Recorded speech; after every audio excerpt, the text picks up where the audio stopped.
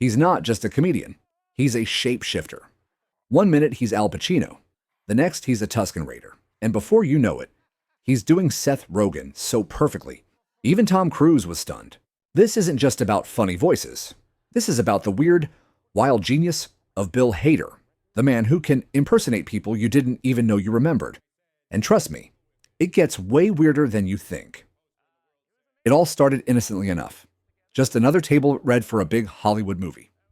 Except this time, Tom Cruise walked in. You know, when you do a movie, you do table reads, you know, where like all the actors get together. Well, at the beginning of the production. Beginning, before anything. So it's like, you know, all these heavyweights, like, you know, Ben Stiller, Jack Black, Robert Downey Jr., everybody. And then at the end is like me. Like, you know, like, hey, just happy to be here, guys. You know, like, and then Tom Cruise walks in. My God.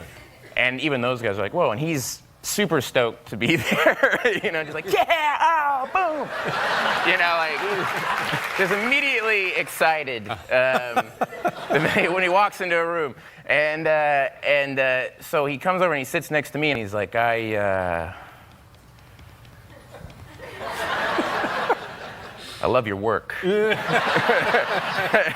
And I went, oh, thanks. I love your work too, Tom Cruise. You know, like, and I go, yeah, you know, I'm friends with Judd Apatow and Seth Rogen, and they went to your house. He went, yes. They did come to my house. And I said, Seth Rogen was like, you know, it was amazing. He has like a bike track in his backyard. It's phenomenal. And I did a Seth Rogen impression, and it was like I did a magic trick. Tom Cruise was like, yeah. And he pointed at me and he goes, you do impressions and you're on Saturday Night Live. And I went, hey. It was like he won a game show. He was like, yeah, Tom. At the premiere, he came up to me and he goes, can you believe we were in that movie? And I was like, I can't believe you were in that movie.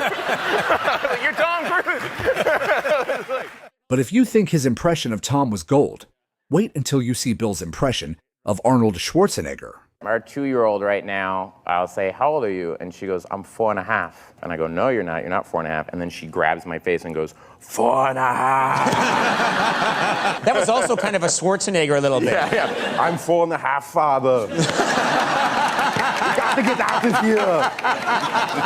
Get out of this, the bomb in there. Get out. Dad, come on. You got to go. I need to pull up on now. We're going to watch Peppa Pig. Come on. I want to watch Doc McStuffin. And then I need my yogurt. Come on. I threw up. I need Pedialyte. That's great. Get in here. Come on. Change this. We got to go. We got to go. Got to go. State of California. What kind of kid? I'm just curious, were you? I'm trying to pitch. Now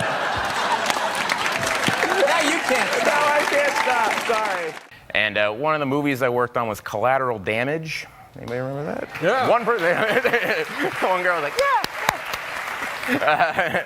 Arnold Schwarzenegger, and it's a really intense scene where there's a bomb in a room, and Arnold has to get into the room and eat it. And eat it. Eat the bomb. I need it. And his line was, open up the door, there's a bomb in there. And so they go, hey, Bill, we need you to operate. It's like one of those Star Trek doors, you know? Like, so I was like, oh, okay. So I'm like right above him, like with a pulley device, you know? Like looking down at Arnold like this. And he's like doing push-ups. And he's like, oh, come on. Come on, yeah, come on, like trying to get pumped up for the scene, you know? And I'm like, oh no, this isn't good, you know? So they're like, all right, and action. And he's like, open up the door, there's a bomb in there, come on. And he starts banging this door, and I'm like holding on to this thing. And then they gave me my cue. They're like, door, door, door. And I pulled the thing way too hard and it went. And he was like, wow, hey. And then they showed the replay in slow motion. He was like, and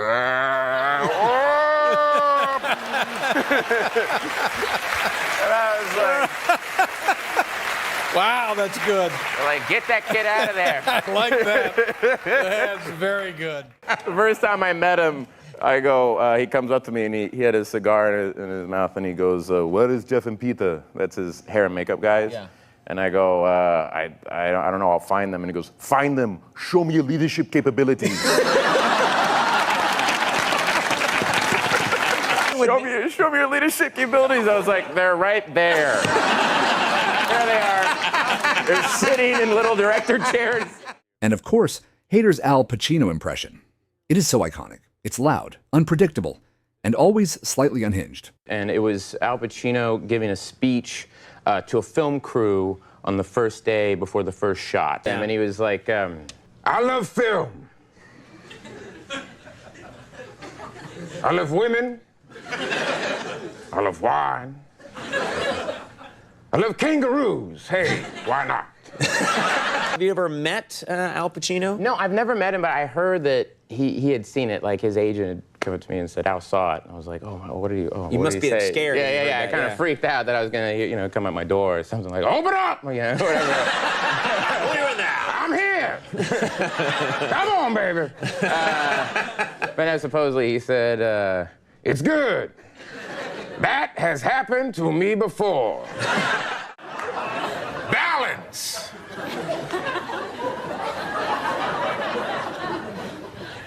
Balance.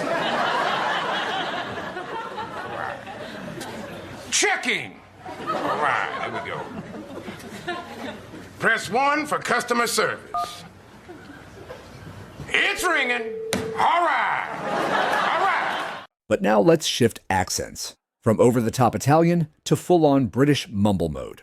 I like to watch British crime movies where you can't understand what anybody's saying. Those are my favorite kind. But you watch those and it's all like, all right, we're gonna go down Spain. We're gonna go down to Spain. So then we're gonna get Gal to do a job. And I'm like, hey, all right, they're gonna get Gal to do a job. He's like, and they weren't gonna buff up, but the dog was sick.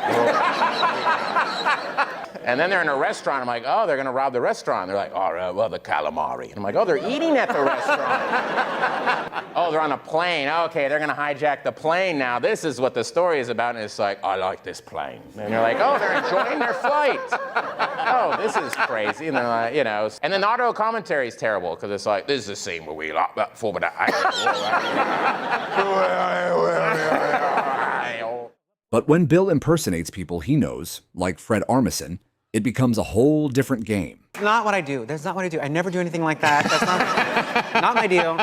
Fred talks with his hands and he just talks about Portland all the time. He goes, oh, I love Portland. I fly over there. I have my apartment. I have my records. I go across the street. I have my coffee. Fly back.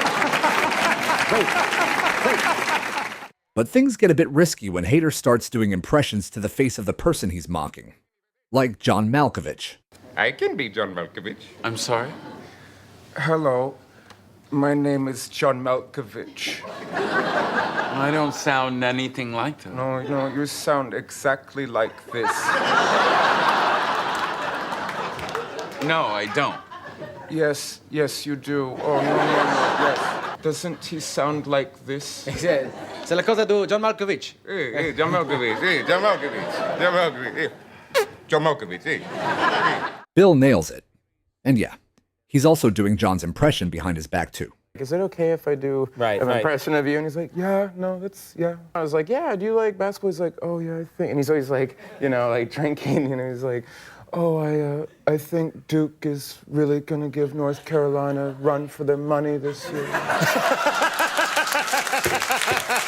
I always like, Blake Griffin for OU is averaging 24 points a game, and It's so weird because I don't always take says it and drinks. Yeah, drink some warm urban liquid. It's like, oh, there he goes up again, Blake Griffin with the block, drinking. That's right, John Malkovich, baby! Yeah, Big Vitality or something. You do a Conan impression? I did it on SNL, yeah. I do a Conan. I do a really good Conan.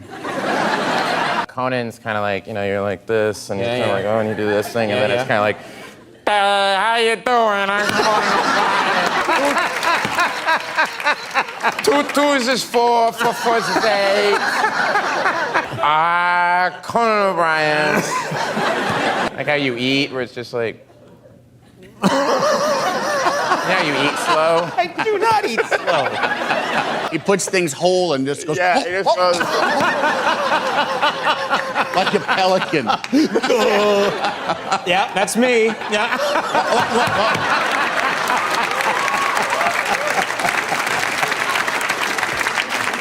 And for Mr. O'Brien, it's like But when Hader makes up characters, that's when he goes full unhinged, like the president of Hollywood. Before I start, I just want to say to everyone up here, you're welcome. In no other place but Hollywood could these 10 people make the kind of money they make and sleep with the kind of people they sleep with. And so, again, I say, you're welcome. Seth Rogen, you're welcome, you hairy Canuck.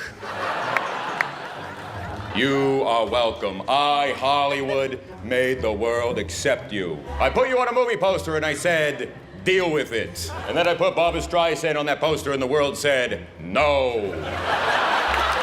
People call me all the time and they say, Hollywood, do we really need 2 of these guys? But I own you, Jonah. I fucking own you. If I try to buy you on iTunes, it would say, are you sure you want to purchase? Because you already own this fuck. Now came the impression of Lorne Michaels. Bill shares when he met Lorne, the creator of Saturday Night Live. I flew with Lauren from New York to LA after a show. So we did the SNL and we were like, good night. And then it was like we had to rush to get on his plane. Mm-hmm. And I was on the plane with Seth Meyers and Fred Armisen, and I go, I've never been on Lauren's plane before. This is really exciting. And they're like, yeah. You know, you should sit in the back with him. And I was like, really? Oh, wow. So I sat down with Lauren, and he talks, like, he tells you everything about Saturday Night Live, and it's the coolest thing, but I was so exhausted, and he talked the entire time, and he'd be like, and that man was Chevy Chase. And then you wake up and he'd be like, and Dick Ebersol said, you know, it's really your show. You wake up and it's like, and Ray Charles said they all owe me money. You wake up and he's like, and that's how you grow blueberries in Maine. The sun is coming up. I'm looking back and there's Fred and Seth sleeping all peacefully, and I'm like, oh gosh, this is gonna be a quiz, you know? Like, now when did Chevy leave, Bill? Yeah. How do you grow blueberries? How do you grow the blueberries? Do you mash them with your feet? That's wine! But beneath all the voices and madness, there's one thing about Hader most fans miss. He's a total Star Wars nerd. You clearly are an incredible Star Wars fan. Right. And you did an impression in the movie of Jabba the Hutt dying. Yeah. Which was another very specific impression I've never heard before. Yeah, it was Jabba the Hutt died. Yeah, he was like, Bisa kubata. Bisa tuba.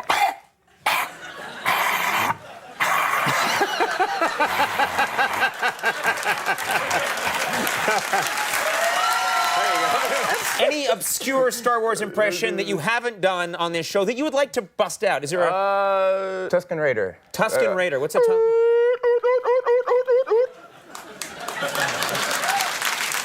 I can't believe he did the Tusken Raider, though. That would have been great. Well, okay. He did the correct Tusken Raider. You also do... one time on the show you did something called a tauntaun. A tauntaun. Yeah, the tauntaun's a thing that like they ride in Hoth, the land of Hoth, in Empire Strikes Back, and it's like a... That was a tauntaun. And just when you think he's done, he pulls out even more. And then Kristen Wiig's always cold. And Always always cold. And then she's like, are you going to that thing? Are you going to go to that thing? Are you going to go to that thing? That's what she always says. She's cold all the time? She's always cold, like she's a giant space heater with her, just going around like... And they brought him his chowder, and it was in a paper bag. And he said, Burt Lancaster looked in the paper bag, and he stared in there for a long time. And then he looked up, and he went, oyster crackers. You forgot the oyster crackers. And I did that, and Larry went, so I just walked around going, oyster crackers. And then Jason Sudeikis is always chewing gum. He's always like, all right, buddy, all right, on. He sent me a very sweet text after he saw Skeleton Twins. It was so sweet, long text about how much he loved the movie, but I could not read it without thinking of him chewing gum. Like, you did good, buddy. Great performance. Loved it, buddy. Olivia and I loved it. Yeah, wonderful guy. Too bad he died. Love him a lot. Beautiful dude. But he's dead. He's dead. From Tom Cruise to Jabba the Hutt, Bill Hader has impersonated people from every galaxy, real or fictional. Some laugh, some get confused. A few get nervous, but none of them can deny it. The man is terrifyingly good. So the question now is, who should he do next? Let us know in the comments. And if you're still laughing or mildly disturbed, hit that like button and subscribe for more absurd genius like this. Because with Bill Hader, you never know who's going to show up next.